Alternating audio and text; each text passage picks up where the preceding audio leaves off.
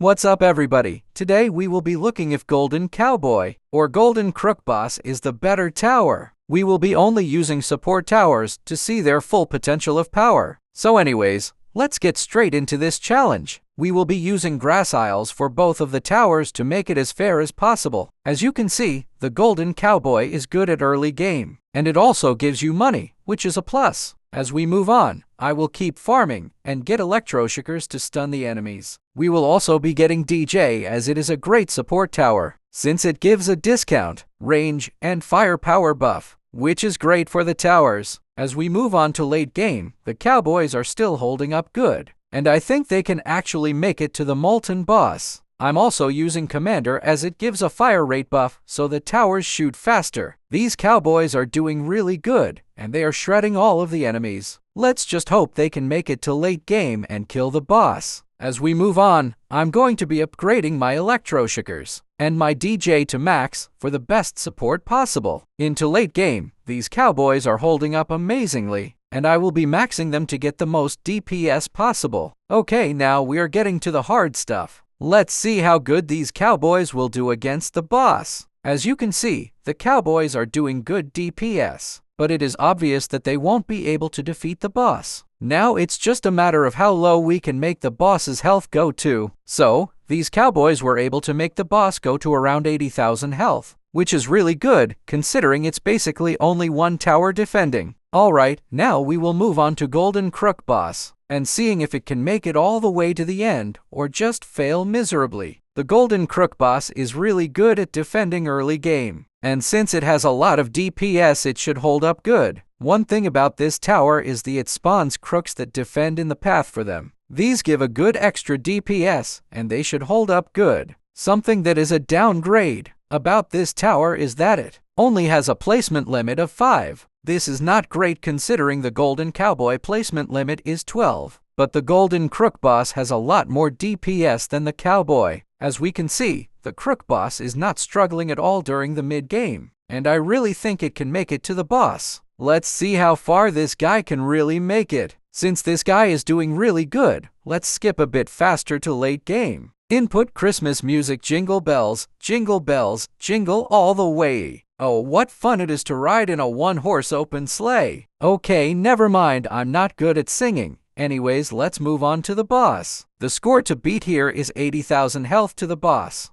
This Crook Boss is doing lots of damage, and by the first curve, he has already beat the Cowboy. Now it's a matter of how much damage we can actually deal to the boss. Wow, 20,000 is really good. Okay, bye guys, the G Crook wins.